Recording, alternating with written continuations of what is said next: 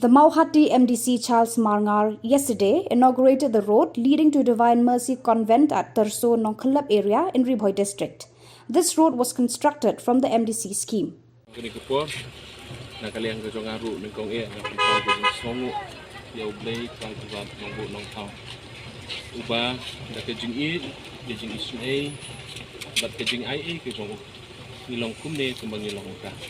Dengan aingu yublay bah kini kesini ngala bandon hang ni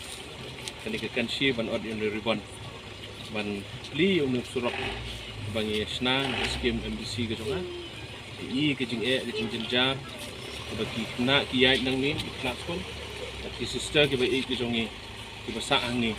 ki haban yai man ke sini nang ni kalau sisa ke jing ke krau ke ngasongu yublay bo dilat yang bang yo beniram keburom nga ai sublay dari kecing lah gasongan baru ke dari kecing tu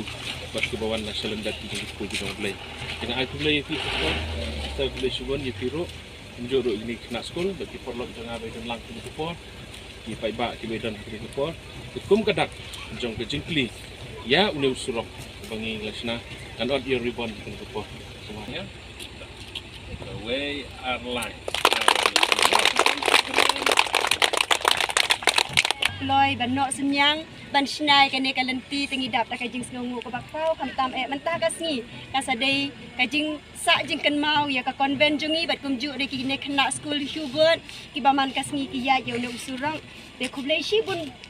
ba nam ta kajing le subun ka jongpi kajing bha ka jongpi bat nginang kit bok kit ruang ba kumba pira le bha bat nang le bha shu ba ublai unang kan khu kerdo ki kam ki jam jongpi bat ngiduai shisha banang ne syakmat pinang long Om day tong MDC ini kami nanti bapinang kiu siya kui pagkakardan ka bakam he berkata ngin duway na kabantay jong pi bat ni kwa kum kini ki briu ki ba smuthu ya ka kia ka shon jongi ta sai sisin ap diang subhai pi ba bat ni dab jis ngongu bat kum juru ya pi ki rurang ba ki biasin ran lang bat iba to ublei jong ka jing e unang kar khu kerdo ya pi bat ya ka ying ka sem jong pi ba ro khoi ublei shibum